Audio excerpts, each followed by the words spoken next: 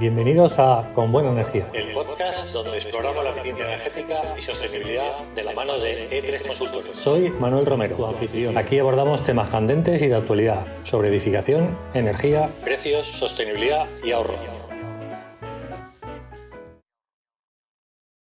Jueves y toca el tiempo de Con Buena Energía, donde nuestro asesor energético nos tiene que dar unos consejos, o en este caso, ¿qué nos vas a decir hoy, Manuel?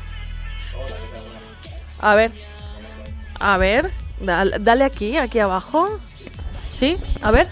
Hola. Ahora ves, perfecto. Problemas técnicos del directo. Sí. Pues buenas tardes a todos. Buenas tardes.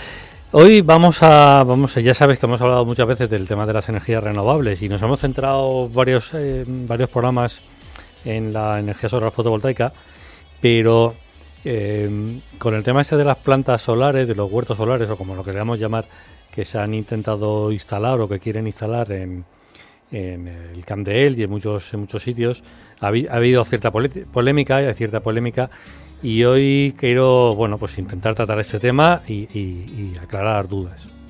Pues vamos con ello y vamos a adentrarnos en conocer cuáles son esas medidas. Pero antes, explícanos la diferencia entre las instalaciones de autoconsumo y las plantas solares, porque puede que muchos oyentes crean que es lo mismo.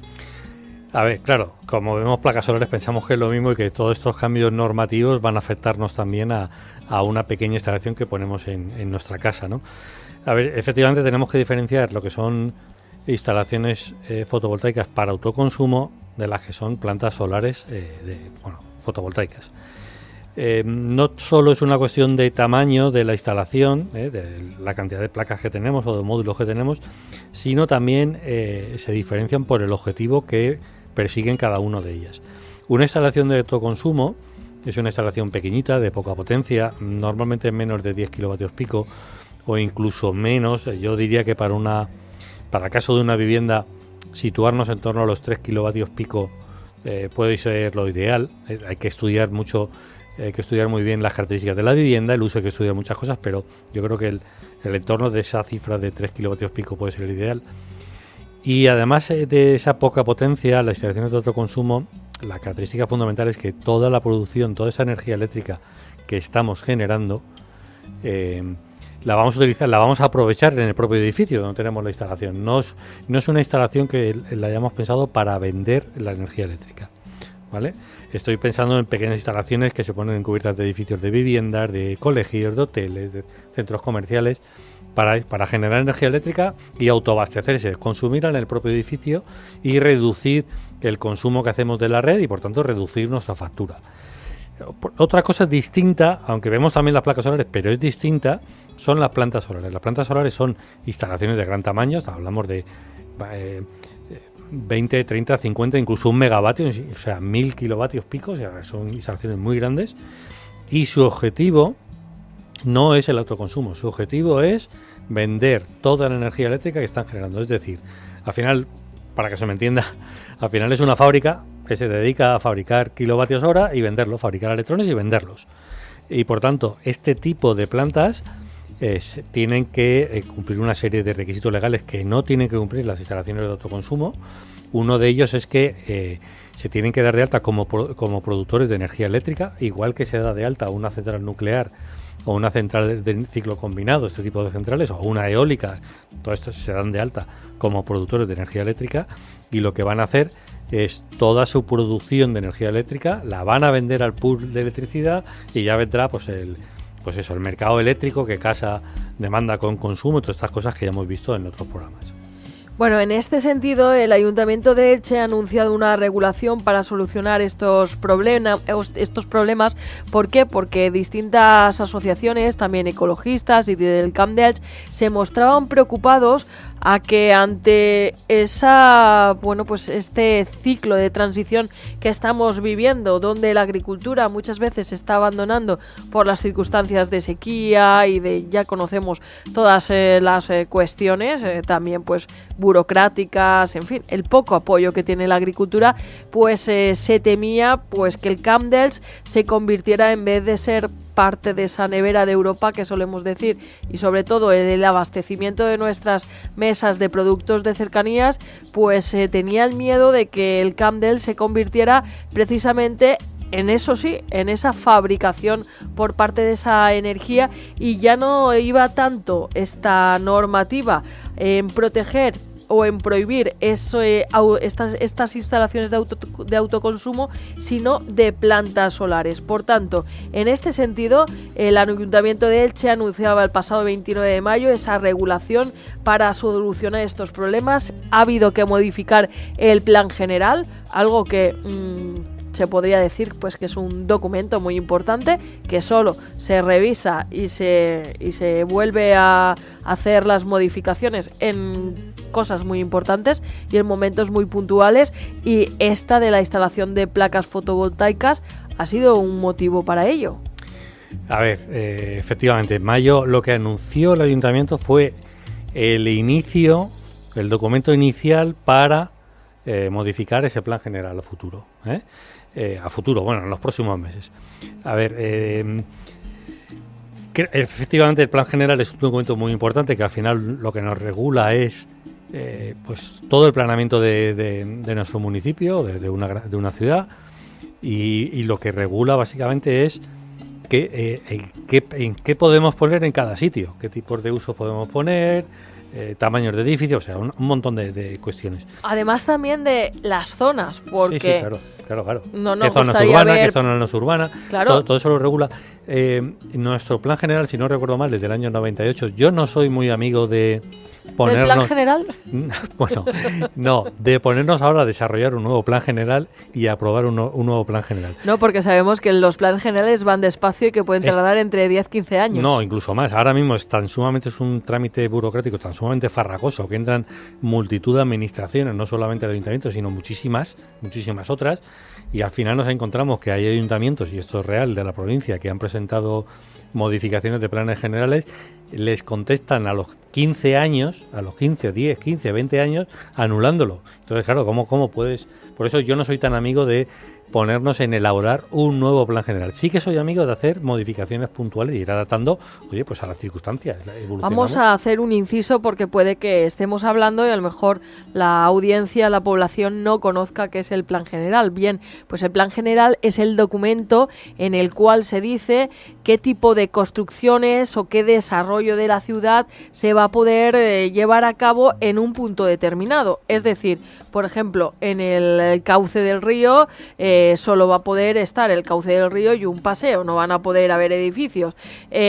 Como les diría yo, en el centro de Santa María, pues tienen que estar el monumento respetado de la Basílica de Santa María. Al final lo que te va marcando es el uso que tú puedes hacer del suelo. El uso del suelo. En medio poner edificios, qué tipo de edificios, si son viviendas o si industria o qué es, claro, qué tamaño de edificio, cuántas alturas. En medio de un polígono industrial no podemos poner un edificio. A eso se refiere el plan general. Exacto. ¿Qué suelo es urbano y qué no es urbano? ¿Cuál es el suelo protegido? Pues, toda esta serie de cuestiones.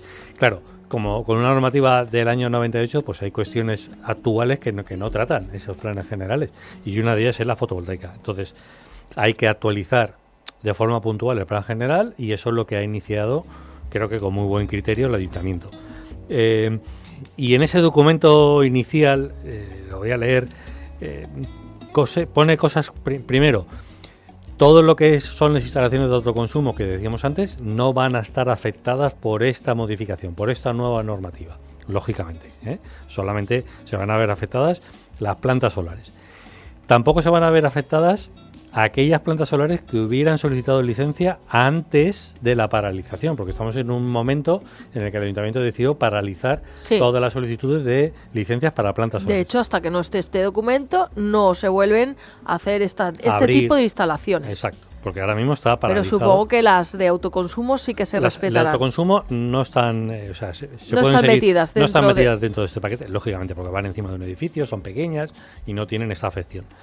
Entonces, ese documento de base lo que en principio va a prohibir es que se pongan plantas solares en huerto no urbanizable protegido, lógicamente, Y en huerto y en suelo no urbanizable común, pues oye, si ese suelo, por características medioambientales, en función de la protección, de ampliación de infraestructuras, etcétera, por ejemplo, huertos dispersos de palmeras, la parte de saladares, la parte de carrizales, pues en todas esas zonas no se va a poder poner plantas solares.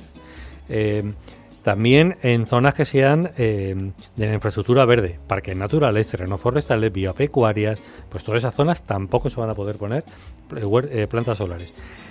Zonas situadas o parcelas situadas a menos de 100 metros del cauce del Vinalopó, estoy hablando de todo el término municipal, no solo en la ciudad, en todo el término municipal.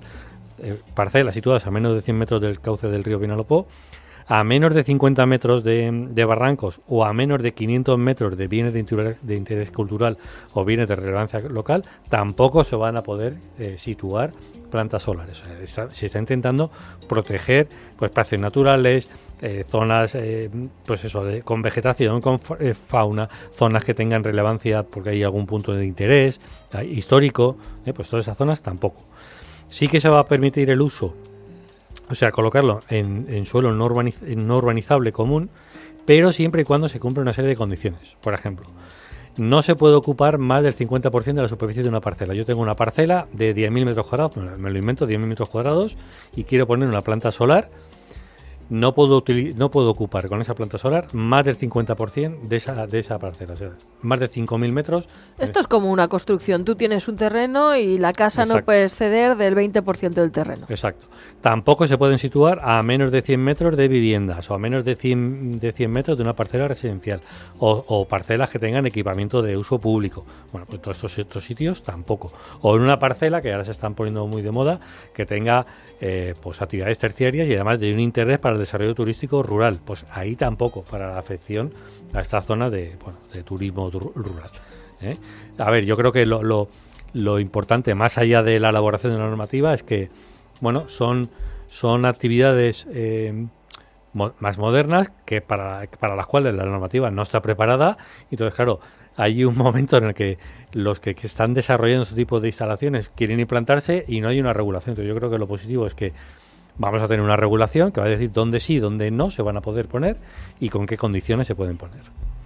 Pues eso es lo positivo y sin duda también deja a la población tranquila, porque ¿quién no dice que a lo mejor pues a alguien se le ocurre ponerlo pues cerca del cauce del río o cerca de... O en carrizales o yo qué sé, en zonas que son pues eso, con un interés medioambiental muy importante o al lado del Hondo. Del Hondo. Estábamos pensando claro, nosotros pues, lo mismo. No. Imagínate un flamenco pasando por encima de una planta fotovoltaica. Pues no tiene sentido. Pues no tiene sentido. A ver, lo que no podemos tampoco es estar, porque es incongruente, estar exigiendo que tengamos respeto por el medio ambiente, que dejemos de usar los combustibles fósiles, que dejemos de hacer emisiones.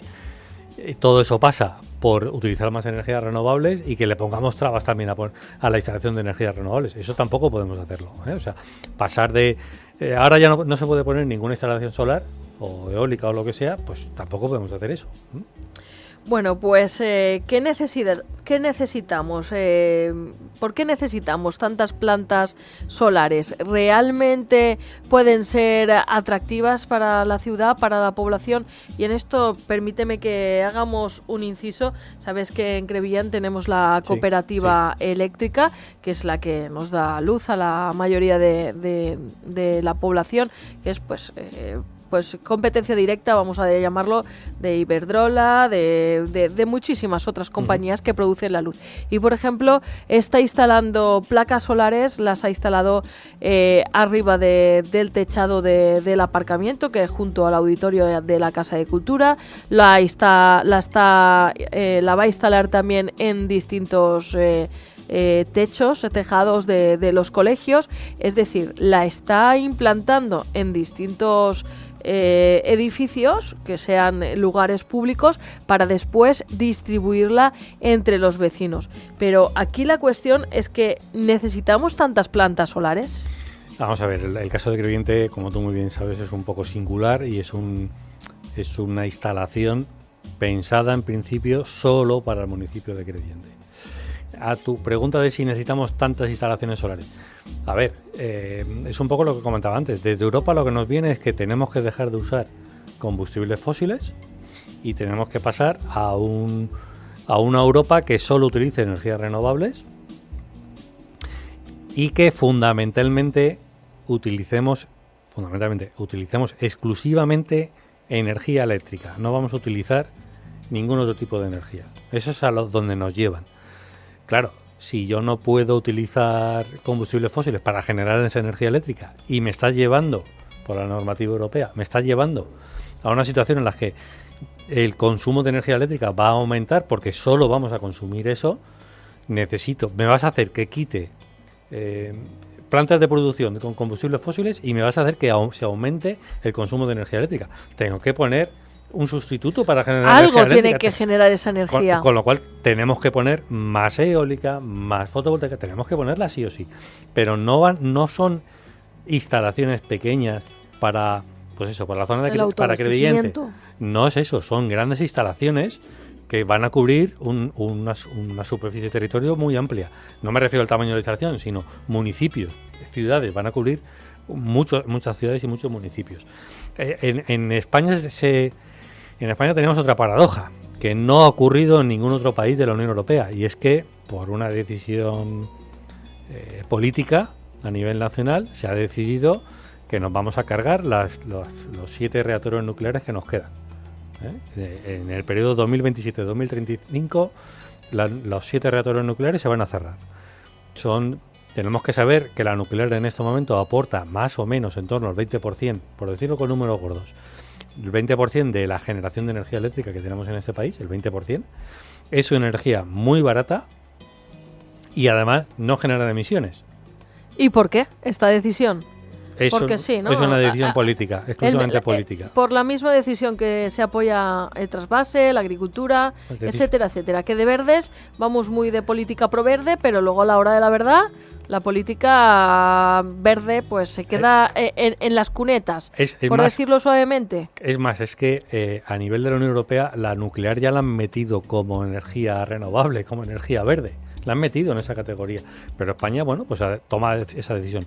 El resto de países de la Unión Europea tienen un planteamiento y una proyección de o mantener lo que tienen o tener más reactores, aumentar la capacidad de reactores de energía nuclear, porque necesitamos más generación de energía eléctrica, ¿vale? Y vamos a quitar, gas natural, vamos a quitar los combustibles fósiles. Pero es que además hay otra ventaja de la nuclear y es el poco espacio que tienen, poco espacio que ocupan frente a otras tecnologías. Por ejemplo, una nuclear de 1 megavatio, de 1 megavatio, ocupa en torno a 5,3 hectáreas, frente a una fotovoltaica también de 1 megavatio, que ocupa casi 18 hectáreas. Nos vamos a, 3 veces de tamaño. Una eólica de 1 megavatio se va casi a 29 hectáreas de tamaño. Una nuclear, pues poco espacio. Es una energía, como he dicho antes, más económica, no genera emisiones y encima ocupa poco espacio.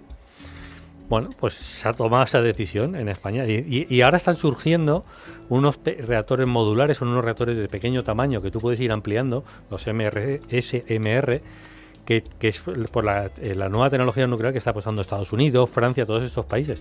Sin embargo, aquí, pues con un criterio que sin embargo político, también choca que nos carguemos esta energía nuclear por la que sí aboga Europa. Estamos propiciando, por ejemplo, en zonas de Aragón la energía eólica, que sabemos que está también produciendo ese impacto visual, que está produciendo también la despoblación de las zonas, porque es muy molesta para los vecinos. Y sin embargo, ¿qué problema hay qué problema genera la energía nuclear para que España se la quiera cargar? A ver, yo creo que es una decisión política únicamente. Es una decisión política y es una cuestión más psicológica nuestra de, oye, pues que la nuclear, en caso de accidente, pues todos sabemos los problemas que puede suponer. Pero vamos, es que si hay un accidente en una planta nuclear de Francia, nos vamos a enterar. Y Francia está llena de esto. Que nunca ha pasado, ¿eh? Ha habido muy pocos accidentes nucleares en todo el mundo, en todas las décadas que esto lleva funcionando, y nunca ha pasado. A ver, yo soy de la opinión que tenemos que tener todas las tecnologías disponibles. No centrarnos en una sola y tenemos que tener todas las energías disponibles. y que para llegar y que solamente es imposible que cubramos la producción de energía eléctrica solo con renovables. Eso es técnicamente imposible. Pensemos en la fotovoltaica. La fotovoltaica, ¿cuándo genera? Cuando hay sol. Por la noche no está generando. La eólica, ¿cuándo genera? Cuando hay viento.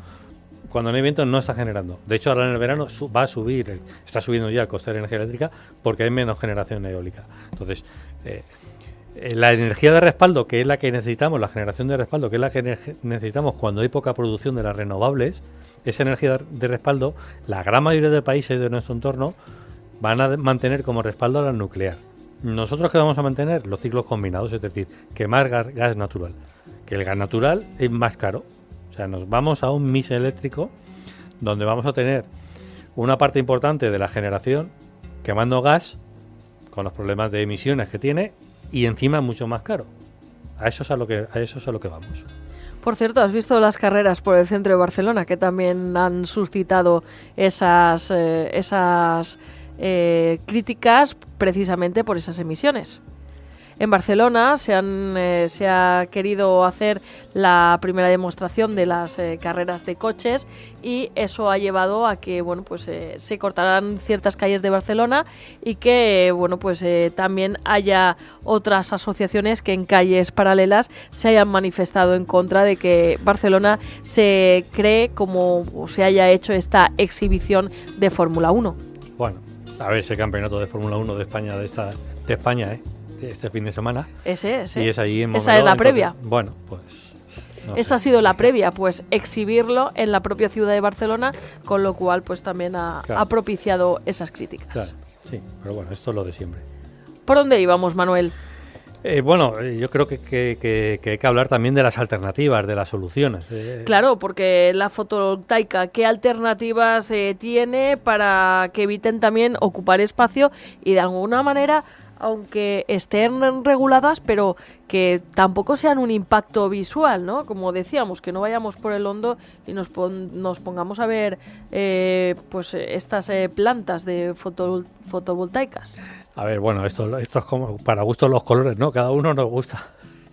A mí no me dejan de disgustar ver estas cosas, pero bueno, no sé. A mí tampoco me disgusta, pero es verdad que cuando vas por ciertas carreteras, como por ejemplo carreteras secundarias del Hondo, que estás en plena naturaleza y que me parece una gozada seguir... No, pues ahí no, lógicamente, pero ahí no hay que ponerlo.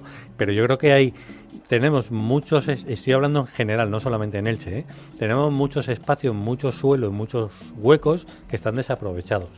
Por ejemplo, embalses. Encima de las láminas de agua se pueden poner plantas solares fotovoltaicas flotantes que están encima de la lámina de agua. Y eso me parece surrealista. Sí, flotan, están encima. Tienen otra ventaja, además de ocupar ese espacio que está ahí perdido. Sí, como los pozos de petróleo en medio del mar. Claro, exactamente. Tú pones eso y tiene la ventaja también que estás reduciendo la evaporación del agua con el sol, con lo cual, oye, te está protegiendo esa lámina de agua. Hay otra zona que yo llevo dándole vuelta mucho tiempo y yo no sé por qué, pero con estos móviles que te escuchan todo lo que dices, al final te salen y resulta que yo no lo conocía, pero bueno, que ha salido esto y es los kilómetros y kilómetros y kilómetros que tenemos de medianas en las autovías y autopistas. También. Desaprovechados.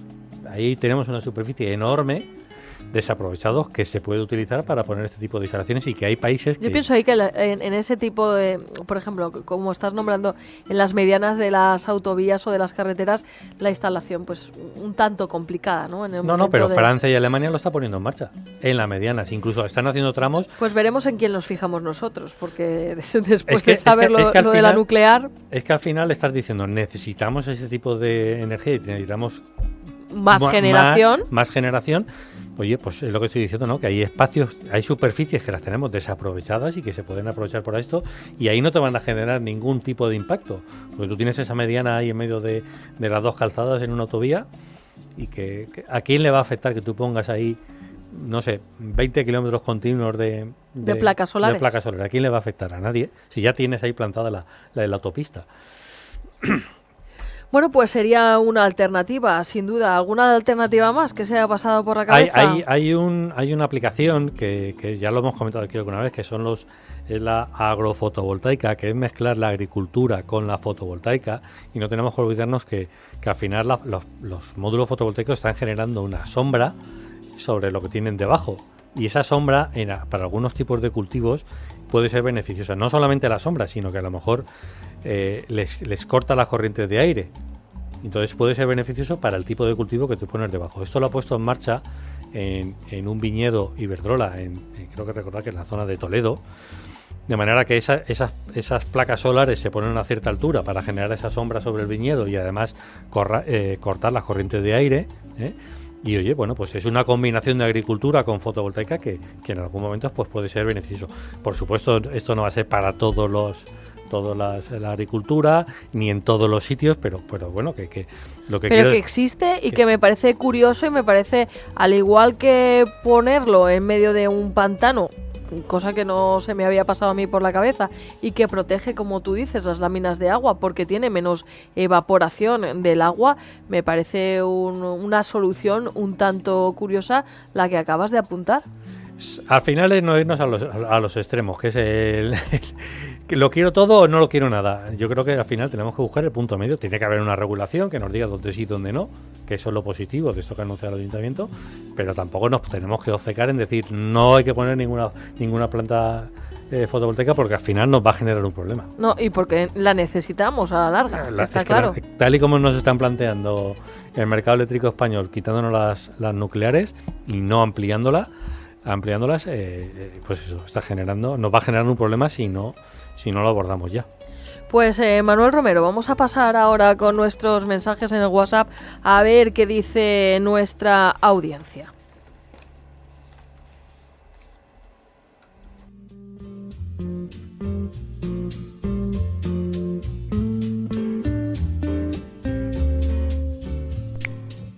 Yo quería hacer una consulta.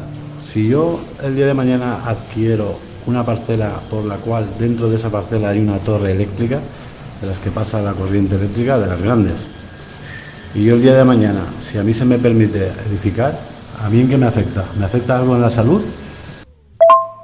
Y luego otra consulta rápida.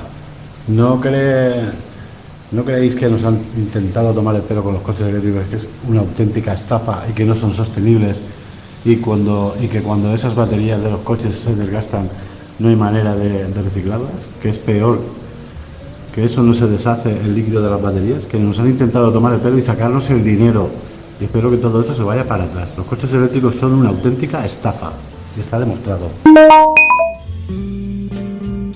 Pues Manuel Romero, es un sentir que tenemos la sociedad, sí, y una pregunta que nos ponemos encima de la mesa. Sí, a ver, bueno, es verdad que lo que habría que mirar son el tema ese de los campos electromagnéticos con esas líneas de alta tensión.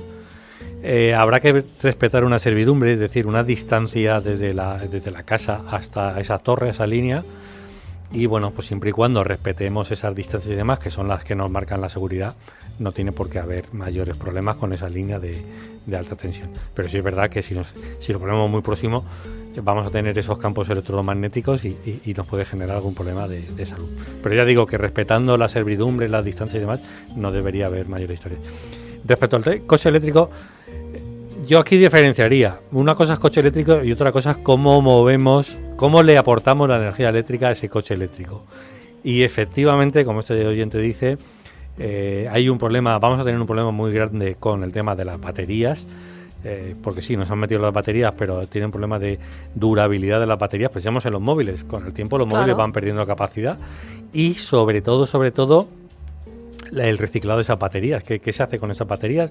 Estamos viendo que afortunadamente no son todos los modelos ni todos los coches, pero de vez en cuando vemos algún vídeo por las redes de una batería que se ha prendido fuego en un coche con problemas. Es verdad que eso existe, pero para mí el problema no es que el coche sea eléctrico, porque hay otras tecnologías que no llevan baterías, y que funcionan perfectamente. Por decir algún fabricante, Toyota ha presentado no hace mucho, y no sé si debería decir aquí marcas, pero bueno. Vamos a ello. Si es un ejemplo, pues ¿por qué no? Ha presentado no hace mucho coches con vehículos, incluso camiones, con con la pila de combustible, con hidrógeno, que no llevan la batería como tal, no llevan una batería como estas que conocemos, y yo creo que el futuro del coche eléctrico va por ahí, va por utilizar el hidrógeno y las pilas de combustible, que no es quemar hidrógeno, no vamos a quemar el hidrógeno, vamos a mezclar hidrógeno con oxígeno, esa es la pila de combustible, y eso lo que nos va a dar es agua, por el tubo de escape va a salir agua, para que se me entienda, y además nos va a devolver energía eléctrica, y con esa energía eléctrica vamos a mover el motor eléctrico que va a llevar el coche. La pregunta es ¿por qué no se ha redesarrollado primero este tipo de energía y sí que se ha patrocinado más, como solemos ver, el coche eléctrico? Con además, baterías. Claro, pero la pregunta es ¿por qué se potencia más los coches eléctricos con baterías que los coches eléctricos con nitrógeno? Porque esto no es un invento de un señor que se ha sentado. Digo que estas energías prácticamente han nacido a la par. Bueno, estas energías, la de la pila de combustible se conoce hace décadas. Lo que ocurre es que pues a eso vamos. Acumular el hidrógeno es muy combustible y hay que llevar cierto cuidado con él. Entonces hay que los temas de seguridad ahí son importantes. El coche eléctrico, hace 100 años ya existían los coches eléctricos. Esto no es hay fotos en internet que las buscamos de coches con un enchufe y cargando las baterías en blanco y negro. O sea, que no es un invento de ahora. No, es una comercialización de ahora. Claro, llega un momento, que interesa más por cuestiones comerciales de algún fabricante, de lo que sea, interesa más el coche de combustión y desbanca otro, igual que sucede, ¿no?, con el tema de las baterías o con los híbridos. Pero yo creo que, no sé si en 5, 6, 10 años, ya digo, Toyota ya está comercializando coches normales y corrientes, pero con pilas de combustible, y yo creo que el camino va por ahí, incluso autobuses y todo. Yo creo que el camino va a ir por ahí. Pues como siempre, habrá que esperar a ver si esto funciona o no funciona para ver qué tipo de coche con esas baterías del futuro, podemos decirlo así, cómo funcionan esos coches, es el que tenemos que adquirir, porque precipitarnos en la compra tampoco vale la pena. Yo ahora mismo, si tuviera que comprar un coche, no sé cuál que tengo que comprar, porque además los eléctricos estándar con batería son carísimos en este momento. Entonces, no sé, yo no sabría en este momento por cuál decantar. Bueno, pues toquemos madera, que nos duren mucho los coches que tenemos. No estoy en ese momento, en esa necesidad, y entonces, bueno, no me lo planteo. Pues vamos a escuchar más mensajes por parte de nuestra audiencia. La idea de poner placas solares en los pantanos no es malo, pero tampoco sería malo ponerlo en las terrazas o en los techos de las naves industriales. Que también se está realizando. También se está realizando, pero ahí ya vamos más a la propiedad privada. Y que son instalaciones más pequeñas, hablamos de, 50 kilovatios, hablamos de instalaciones más pequeñas, no hablamos de megavatios, como son estas plantas solares, y también es que muchas de esas instalaciones son para autoconsumo, no son para generar energía eléctrica y venderla y comercializarlo. Pues vamos con más mensajes, porque por aquí nos dicen: ¿por qué le pagamos a Marruecos una parte de una planta solar?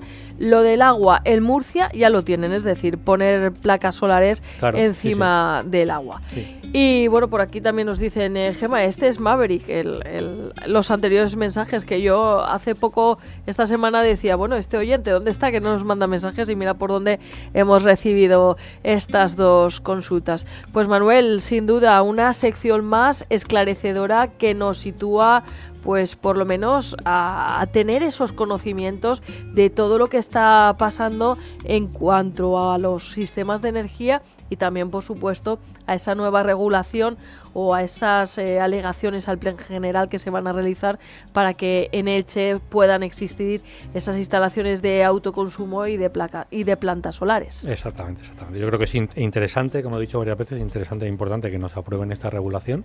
La necesitamos, y que no podemos ponernos en el lado negativo de decir, pues no queremos ninguna planta solar, pues entonces nos va a generar un problema a futuro. Pues muchísimas gracias. Estamos desde luego siempre dispuestos a escuchar tus consejos, y de nuevo gracias por esta sección y hasta la próxima. Nada, muchas gracias a vosotros por el espacio y hasta la próxima. Y en el momento exacto, bajo la luz perfecta, todo lo que soñamos va a iluminarnos,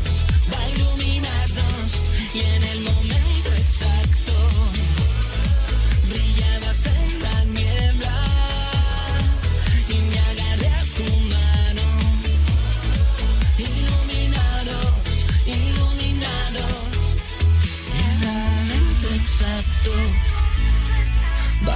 la luz perfecta. Todo lo que soñamos va a iluminarnos, va a iluminarnos.